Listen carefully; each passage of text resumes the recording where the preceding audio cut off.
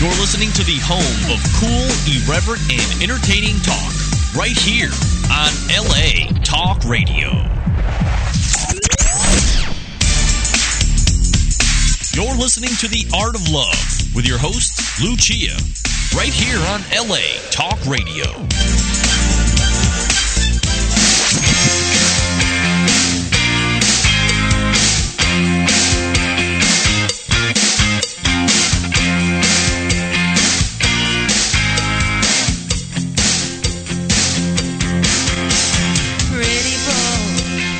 Hello, and welcome to The Art of Love. My name is Lucia. I'm your host and a dating and relationship expert. And I'm here to entertain, educate, and enlighten you about love, dating, and relationships, solve your dating dilemmas, take your live calls, answer your emails, and speak to authors of very interesting books. So welcome. I'm in an interesting position right now because I can't find the author that I'm supposed to be interviewing. But I have left messages. So what I'm going to do is I'm going to call someone else. Just as in dating, you always need a backup, right? If you can't be with the one you want, always have a backup.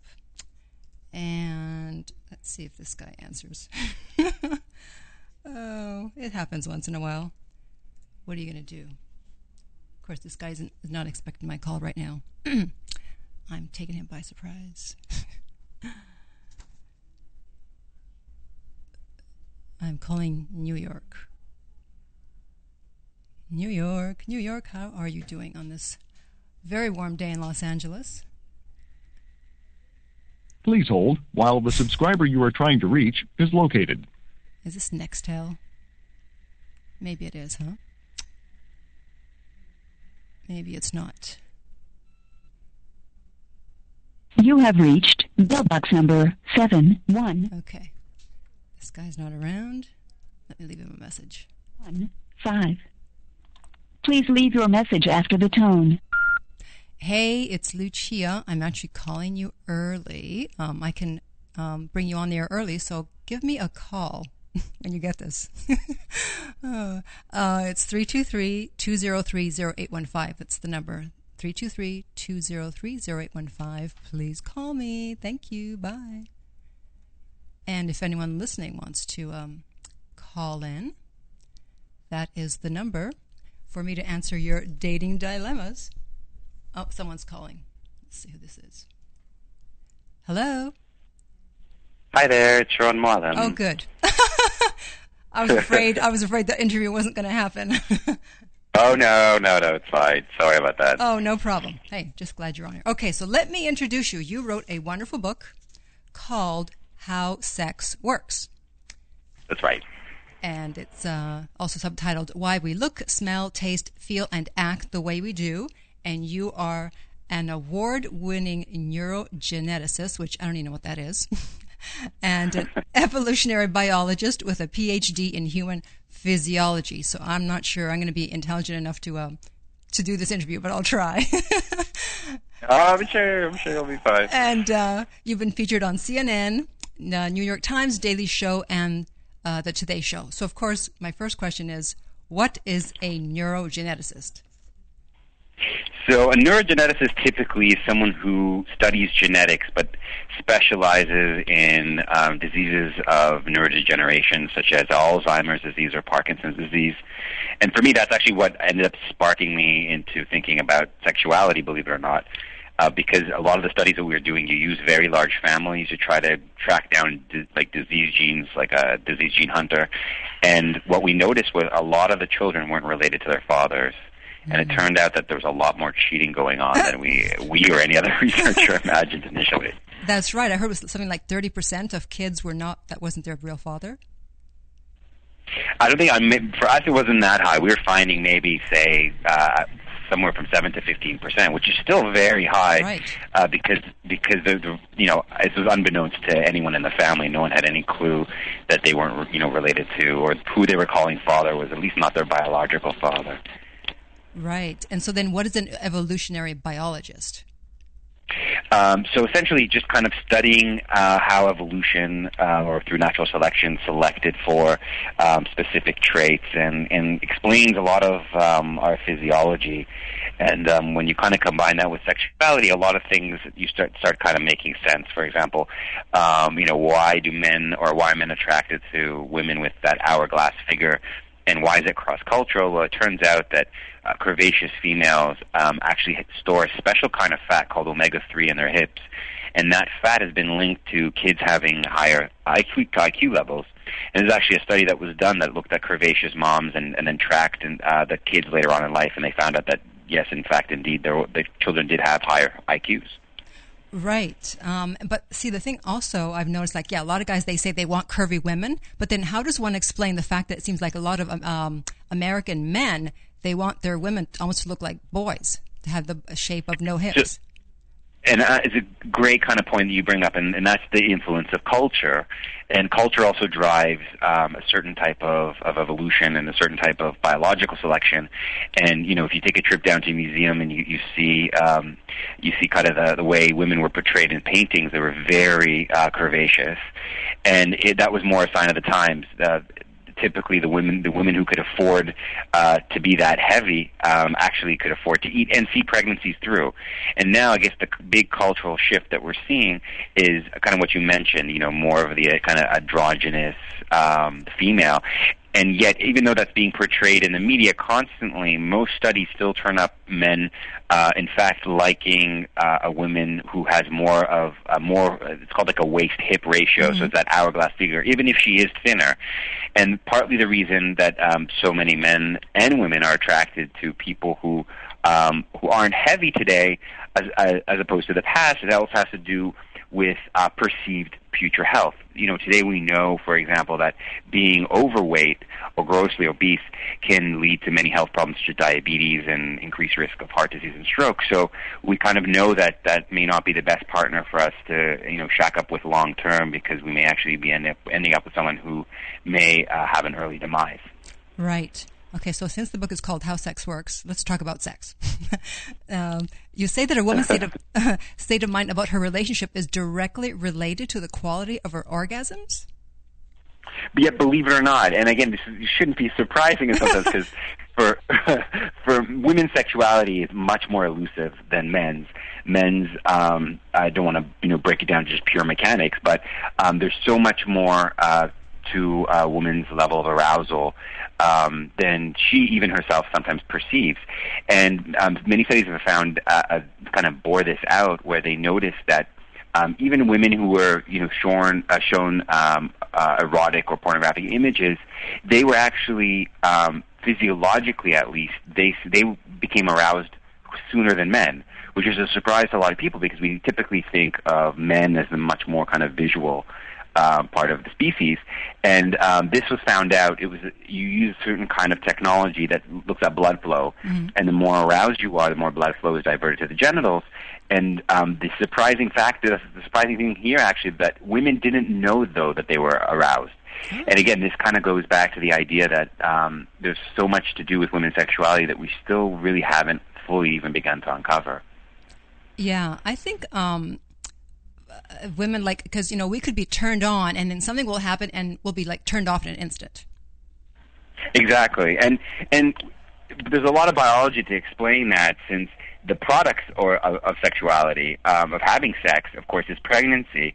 And when you think about how expensive physiologically for a woman pregnancy can be, as compared to men, it's so much more important for women to kind of make sure that they actually are attracted to the right person, because that person may end up to be the father of their future child, and that woman may then have to carry that pregnancy for 9 months. And of course, again, that biological perspective, it's much more expensive for a woman to carry a child all the way through than for men simply to provide the sperm to make that happen. Right. Now let's talk about this hormone that I have a love-hate relationship with, oxytocin. Well, this is a fascinating hormone. Oh, yeah. Why, if you don't mind me asking, why is it love-hate? Okay, well, explain what it is first, and then I'll tell you why it's a love-hate relationship.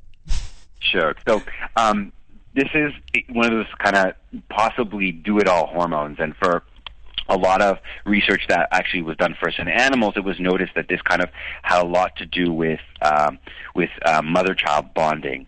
And then when they kind of extended the research to humans, it was found also through many drug manipulation that increases of oxytocin in the brain can, and also then increase certain bonding between you and your partner. And actually even just hugging can bring that on. And a lot of women actually have been even given the synthetic form of oxytocin called Pitocin during pregnancy. This is kind of what's done to speed things up, and of course because it causes uterine contractions when it's given in a big dose. But coming back to relationships, it may be that that's what's providing the kind of glue that keeps couples together, because it was interesting. A lot of studies, when they ask the participants to focus on the love for their partner, and then they're shown images of other attractive possible mates, it seems as almost as if that they don't have the same level of interest as when they're either thinking about anything else in particular. So again, focusing on the person you love and bonding with them may be one of those kind of biological factors that helps to keep couples together. Right. So here's the problem, is that it bonds you to people that you may not love or be in love with, or who may not be in love with you. So, when, let's say, a woman is dating someone and then the relationship breaks off after 6 months, 8 months, 10 months, whatever, she's still chemically bonded to him. And so she has to go through this withdrawal, so to speak, until the oxytocin wears off. I see, and it's such a good point that you bring up. That's kind of like the cost of mating, and the cost of falling in love, of course, is to be a spurned lover. But when you kind of look at it long term, if it even allows you to feel such intense emotions in the first place, and I guess maybe it's worth it. It's one of those kind of double-edged swords, so to speak. Right. Well, I was thinking that you need to come up with an antidote to oxytocin.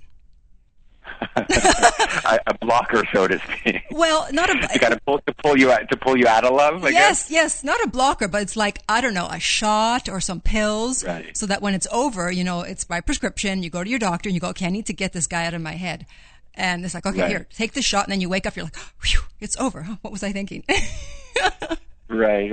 Well, it's interesting because when you kind of think about blocking certain kind of hormones in the body and the brain, this is typically done to get yourself off of addictions. And what you kind of talk about really sounds very similar, and that's falling in love is somewhat of an addiction. And it's the same kind of, there's classes of drugs that you give to kind of wean people off of, or to not feel the effects of not oxytocin in this case, but say an opioid or a heroin or morphine addiction. Mm-hmm. Yeah. But there is actually a chemical that you can block oxytocin, and I think the interesting research what they did was typically the street drug ecstasy increases levels of oxytocin, and that's what a lot of people kind of call it, like the love drug or the bonding drug, mm-hmm. and why it was so popular and still is in many raves. What they found out was that if you give a drug that, just like you described, blocks oxytocin, uh-huh. then that bonding kind of doesn't happen. But it would be interesting to see what other kind of effects it would have if it would just blunt your joy for life in general. Right. But right now there's no such thing, you're saying? There is. It's just not on the market. Well, what is it? It's what's used essentially for it's kind of used for experimentation. I expect experimentation purposes only. I think that's the best way to say it. Oh, okay. I guess you're not going to tell me the name on air. Probably not a good idea. I'm going to have to twist your arm off air. Okay. So how does oxytocin affect men? Because I'd heard that there's testosterone counteracts most of the effects of oxytocin. Well, it seems, and this is what we still don't know, of course, how this works in the brain, but what we actually found out that men respond to oxytocin just like women, and even that kind of hugging or a father holding his child will even actually end up raising levels of oxytocin. So it may be that just like we initially thought that somewhat, it wasn't too far long ago that science and physicians in general didn't believe that women could even orgasm. So it may be that men are a lot more so-called quote unquote feeling or have a lot more feelings when it comes to romance than we may actually have given them credit for. Mm-hmm. But yet it seems that, like with sex, men can have casual sex and not get attached, whereas the women can't. So that's why I was wondering if it was the testosterone. Oh, right. Well, yeah, and that actually kind of comes back to what we were talking before earlier about the cost of having sex. Just for men, reproduction really is just the cost of sperm and semen. But for women, of course, it's much more costly. So women, of course, by nature should be inclined at least to be more choosy, since they kind of they pay for their sex with, they can pay for their sex with pregnancies. Right. Okay. So, and also, why is it that men with more testosterone are more likely to cheat? It also may have to do with just being more sexual in general. It may be that having that extra boost of that male hormone is what may lead men to be much more inclined to having sex. Some women actually have gained benefit from having a testosterone patch to increase their libido. So it may just be that men who by nature, by kind of having specifically more testosterone, at least early on in life, may be more sexual. And of course, as the testosterone wanes down as a man ages as well, may be responsible for men being less interested in sex later on in life. Right, until Viagra came along. Right. Now, this is very interesting. Now, you say that there are body parts that are reliable indicators of promiscuity? This all has to do with testicle size, believe it or not. Oh. When you look at our primate cousins, and what you would see typically is the more promiscuous a certain species is, the larger their testicles, which makes sense because they need to, the warehousing and the production plant to produce all that sperm. Uh-huh. So typically chimpanzees, who are very promiscuous, have what's thought to be the largest testicles for their size, in comparison to, say, gorillas and humans. And then gorillas actually have very small testicles, surprisingly. And the reason it's thought that, unlike chimpanzees who are so promiscuous, gorillas tend to kind of live in sort of a harem, a hierarchical harem, where an alpha male has access to the females. And then there's a lot less competition going on. And males, for example, actually, we're probably somewhere in the middle. It seems that, at least from a biological perspective, and our testicles, if you choose to look there, would help to explain why we're kind of not fully promiscuous, say, as chimpanzees, and yet not as monogamous as we might like to think when you can kind of compare us to gorillas. And it's been constantly in the news right now. There's been so many high-profile cases and examples of cheating, and of course, women do it as well. There was the woman from Texas who just came out recently who had fraternal twins who actually had different dads. Mm-hmm. So this is someone who had sex in a very kind of short window of 48 hours, and the two men's sperms actually ended up competing and impregnating two separate eggs that then went on to have fraternal twins. Wow. And then, of course, there's the recent governor who went all the way down to Argentina to have sex. Right, and I'm surprised. I don't know why he had to go so far. No one's really been able to explain that one to me. I mean, right. There's so many available women in the U.S. I don't know why he had to leave the country, but yeah, no, and I think the bigger strain that a lot of people don't realize when they think about marriage and becoming involved with someone long term is that our lifespan used to be 25, or if you were lucky, you would live until the age of 35. And of course, thankfully, most of us are living well past that.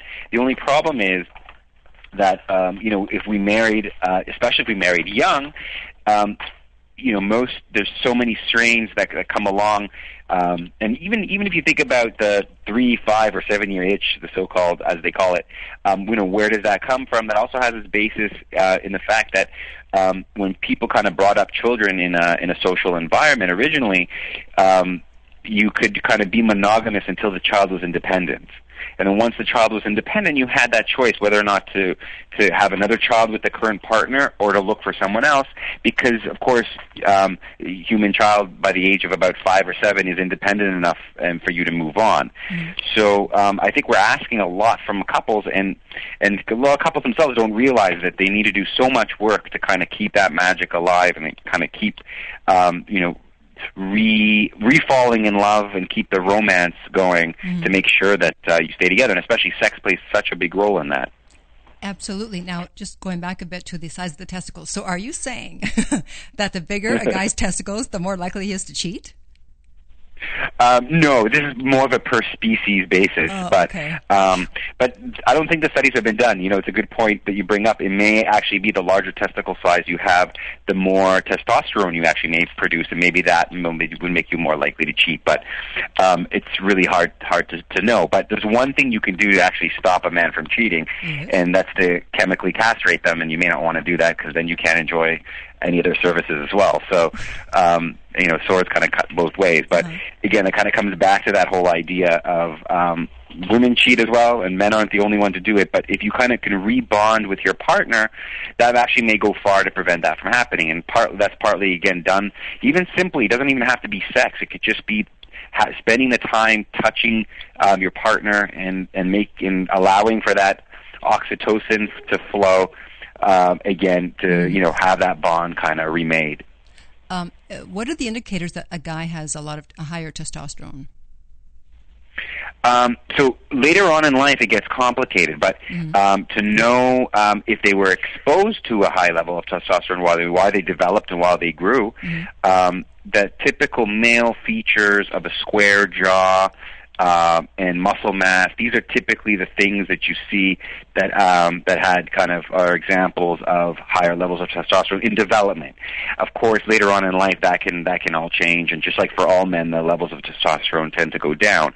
But if you're looking for a man who has a high quality sperm, one way of doing that is ensuring that they have enough folic acid, and that's making sure that they eat enough spinach and don't get too much sunlight, because actually sunlight breaks down folic acid.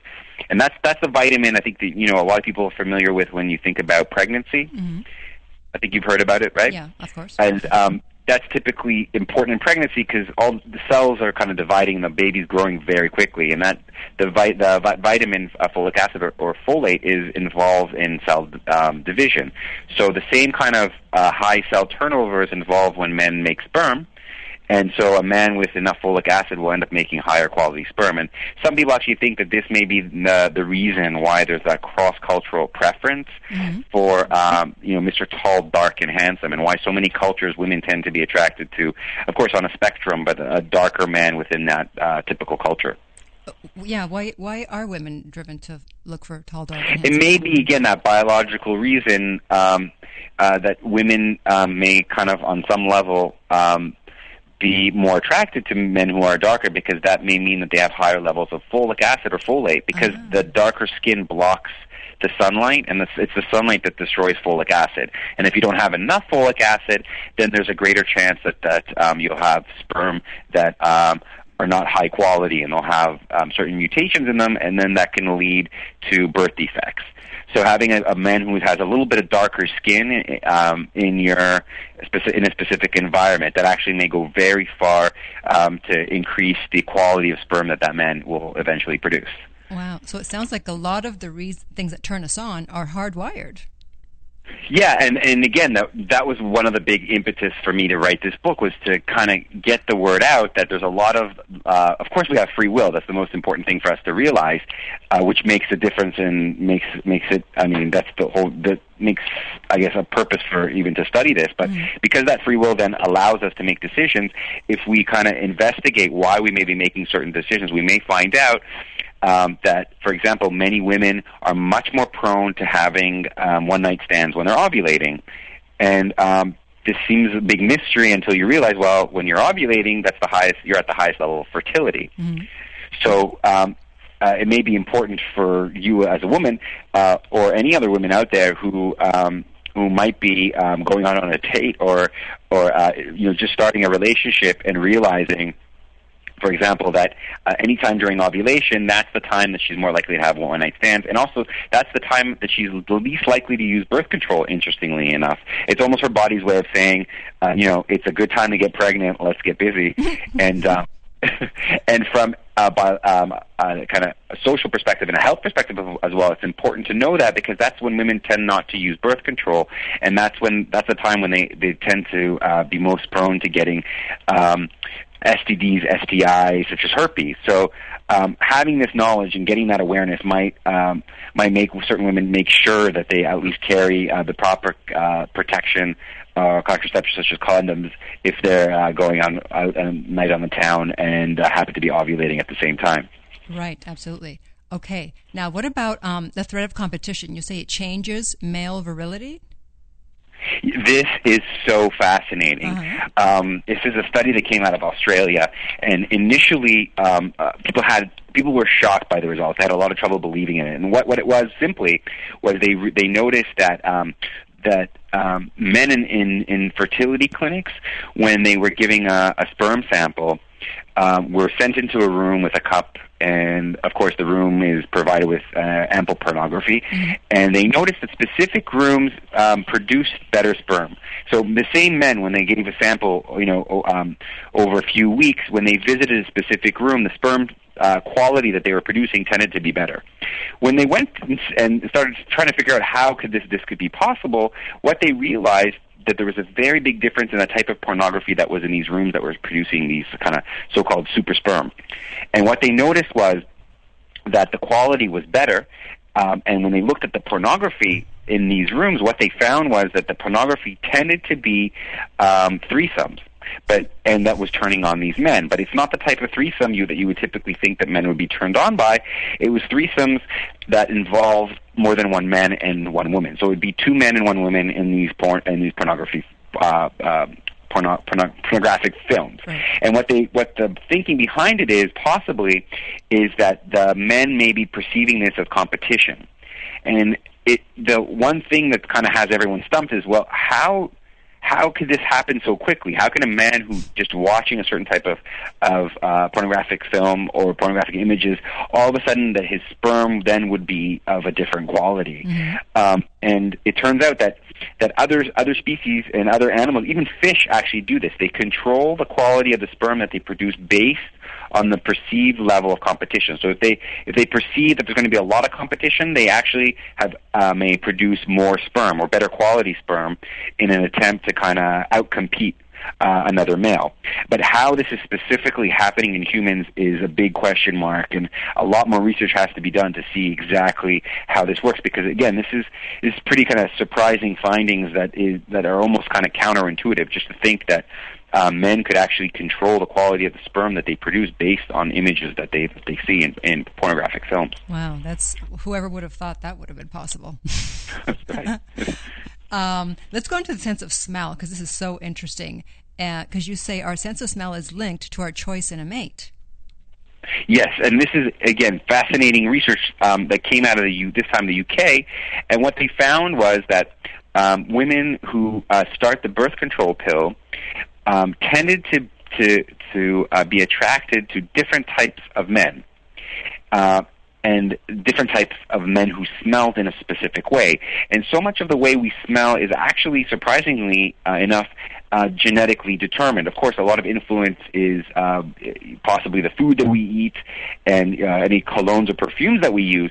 But the way it works genetically, there's parts of our immune system that then the bacteria break down on our skin, and that's our so-called scent signature when we don't really wear much, perfumes or colognes to cover that up.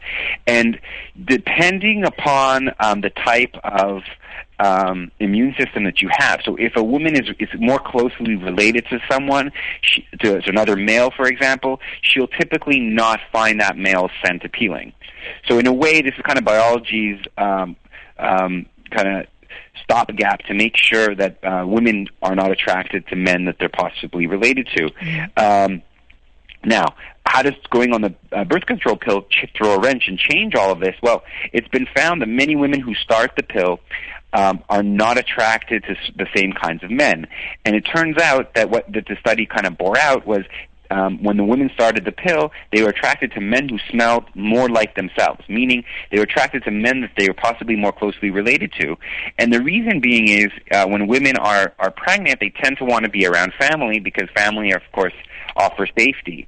And when these women kind of go off the pill, then they may end up not being attracted to those same specific men. And the big kind of complicating factor for all this is there's so many millions of women around the world who are on the pill, while they're possibly looking for Mr. Right. And that might not be the best kind of strategy, because you may end up not attracting or not being attracted to the right mate when you're off the pill. So the big kind of recommendation that goes out there, if a woman is searching for Mr. Right, is possibly to search for or to use a different type of contraception while she's on her search, because using the pill can kind of throw a wrench into the natural system of scent and future kind of attraction.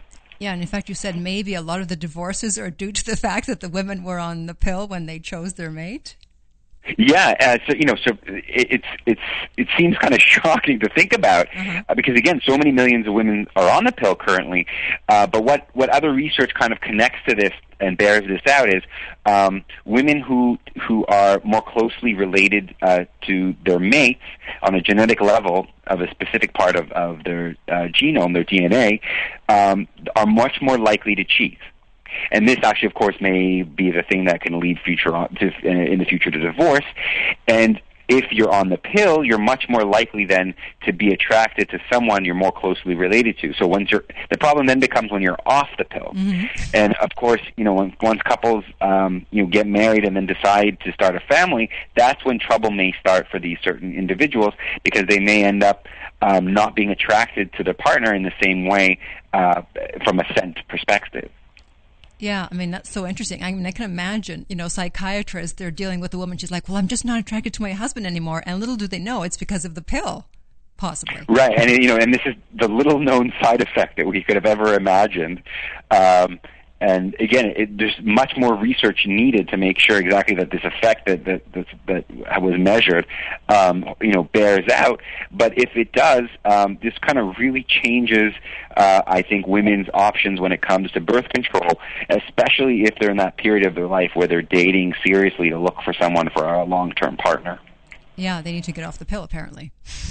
Yeah, but it might be a good idea. Wow. Okay, I'll spread the word.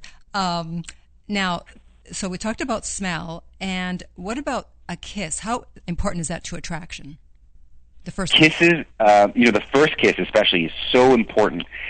Studies have shown that more than 50% of men and 60% of women decide then and there after the first kiss whether to continue with the relationship, and not actually after being intimate.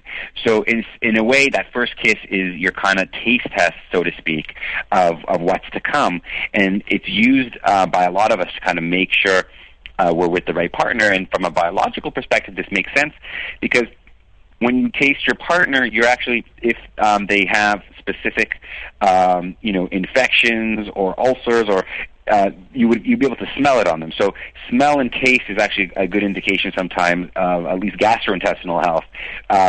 So this kind of may be a future indicator of your partner's health. And of course, if it doesn't taste or smell right, you might be turned off and not consider to go on in the relationship. So if you currently do have stomach trouble, maybe another reason to get it looked into.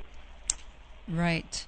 Okay. Now, what are some reasons that a young guy, let's say, late 20s, early 30s, could lose an erection during intercourse? Because I've seen this happening to several people that I know. Right. So you mean like young men? Yeah. Yeah, and you think it's they're losing interest? I don't know. I'm just saying it's or just like a physiological. Yeah. Well, the one thing is, fortunately or unfortunately, depending how you look at this, human males don't have a penis bone. So many males actually of other species have a bone in their penis. And if you have a bone in your penis, you don't have to worry as much about maintaining an erection because you have help of a bone to kind of keep things up. Human males don't have that. So essentially they're stuck with a hydraulic system. And sometimes it just might be a hormonal imbalance, or as we know, as men get older, it might be a problem of a lack of nitric oxide production. And where it's important, for example, Viagra and other drugs, which helps to keep higher levels of nitric oxide going. But the most important thing, first of all, of course, for any men who experience this is, of course, to be checked out medically and make sure that there's nothing wrong from a physiological perspective. So if it's not physiological, what could be like the underlying other emotional or intellectual issues? It definitely can have psychological, and again, not having that penis bone, you have to rely on a psychological, not just a physiological, not just a body arousal. You have to kind of be in in a psychological state to be open to it. And so many men are actually complaining, especially now in this current economic situation. There's so much for them that they're currently worried about and concerned about that that actually may distract them. And then it causes them to lose their erection. And one thing that's most helpful is, of course, just to start any type of intimacy with a lot of foreplay and a lot of touching to get that oxytocin, as we talked about earlier, flowing. And that kind of de-stressing program can kind of program the person's body and bring them back into their body and out of their minds, essentially, to get them to experience and enjoy whatever's happening to them at the moment and not have their minds filled with racing thoughts and essentially worrying about other things such as the economy or their work or their state of finances. I've also heard another theory, because I've asked several guys, what do you think of this? They say that if it's because he's cheating and he feels guilty, and so he loses his erection. Yeah, I mean, one can lose their erection for so many different reasons, but I wouldn't want the partners of men for this to happen right away. I mean, yeah, that could definitely be a romance or buzz killer to have the partners to start accusing them right away of infidelity. But of course, that could be one thing, but most likely, and I think most often, it has to do, especially with the kind of lifestyle that we have today, with just stress. Their stress response is a natural way for our bodies to keep us safe, because if you think about it, it evolved to make sure for us not to get sexually oriented and aroused when we might face the possibility of being eaten. So if there's a saber-toothed tiger that's eyeing you from behind the boulder, it may not be the best time for you to lay down and have sex with your partner. So that kind of evolutionary throwback, of course, we're not faced with saber-toothed tigers anymore, but the ones we are, they're paper tigers. They're bills we might be being worried about or concerned about, and those things actually might be what's getting these men to lose their erections. I like that term, paper tigers. Speaking of tigers, I don't know if you're aware that I specialize in cougar relationships. Oh no!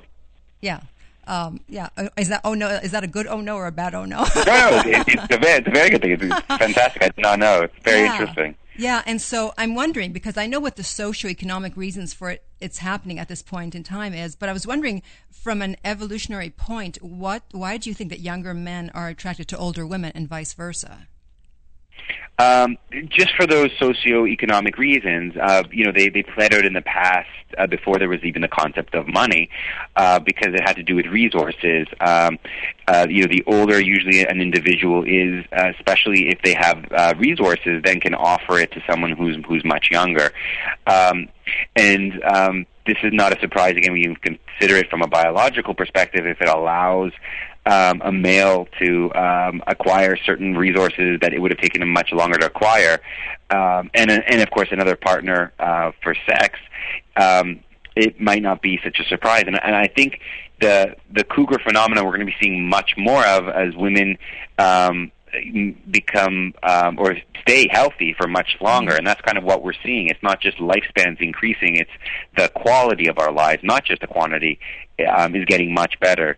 And as that happens, of course, we're going to see, I think, a definite increase, especially if the economy keeps being so sour, and lack of resources. We might be seeing much more of this phenomenon happening. Yeah, because and it may be becoming much more socially acceptable.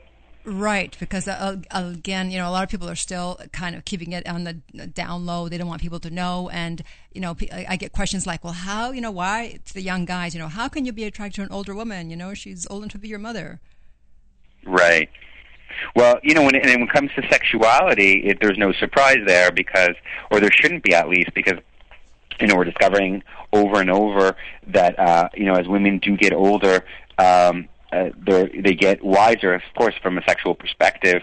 So having a partner from at least a male perspective who's older and much more, and not just experience, but knows her body in a much more intimate way, its responses, and what to do with it in general, has a lot to offer to a lot of different men. Yeah, I think what people can't get past is that men, I guess, are programmed to want someone who's fertile and someone who has smooth skin and shiny hair and all that.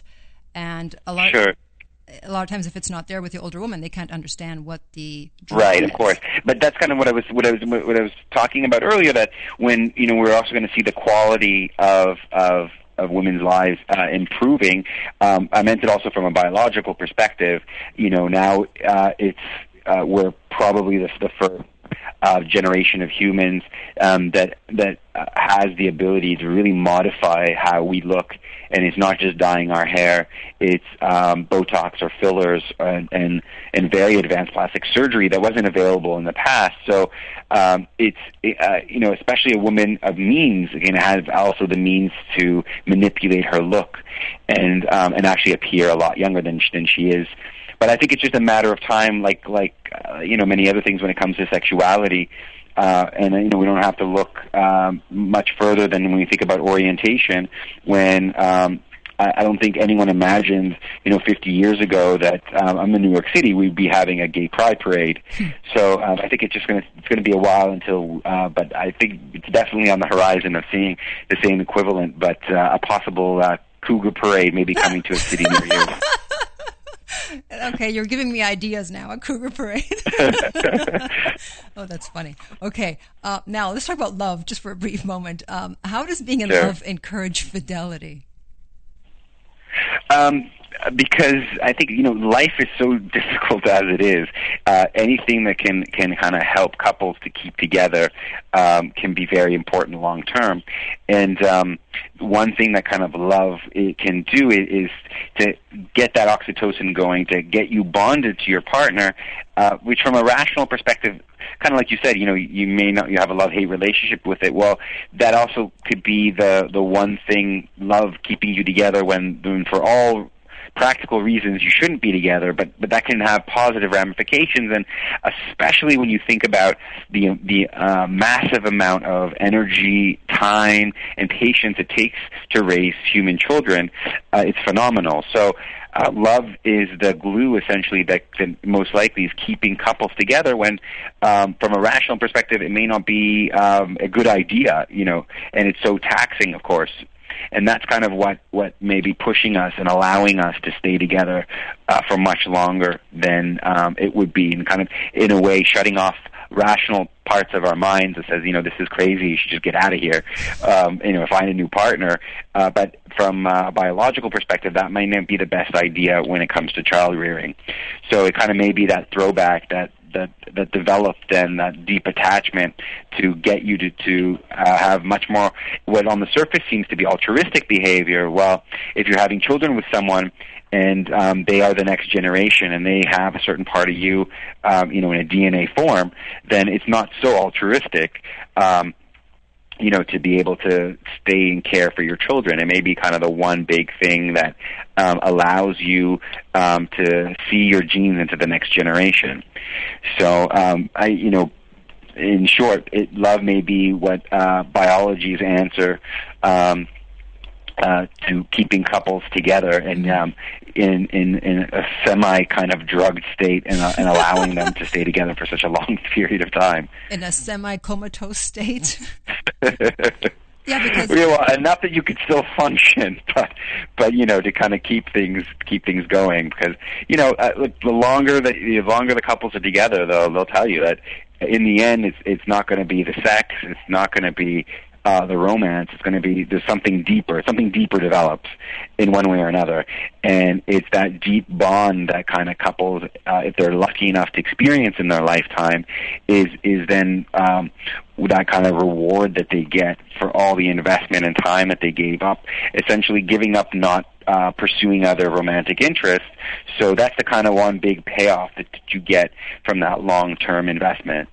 Okay, that's interesting. Now, in terms of attractive people, you say that it does something to your brain when you look at an attractive person? Yeah, and it may have to do with the watching symmetry. So, and we actually see this with very young children, even that they tend to, even babies who are a week or two old. Of course, we can't ask them if they think someone's more attractive, but children or babies that are that young tend to spend more time looking at something that they find appealing. And what we've kind of found is that even at such a young age, they will look at a more symmetrical face for a longer period of time. And typically, most people say that they don't know this. They typically just, and we've done this through manipulation. If you manipulate an image and someone who is symmetrical make them unsymmetrical, people will then say that they will rate that face as less attractive. And why is symmetry so important? Could it be a biological clue to something deeper? And it may very well be, because before the advent of MRIs and CAT scans, we had no way of knowing how a person's body develops on the inside, except, of course, times by symmetry. The more symmetrical someone is, the more likely that they're going to be healthy. And believe it or not, this even works out with breast size. It's known, for example, that most women's breast shape and size are different, of course. But if they're significantly different, talking about like an entire cup size in difference, then that's actually been found to be a higher risk factor, believe it or not, for breast cancer. Wow. So being attracted to something that is much more symmetrical may have much more deeper significance.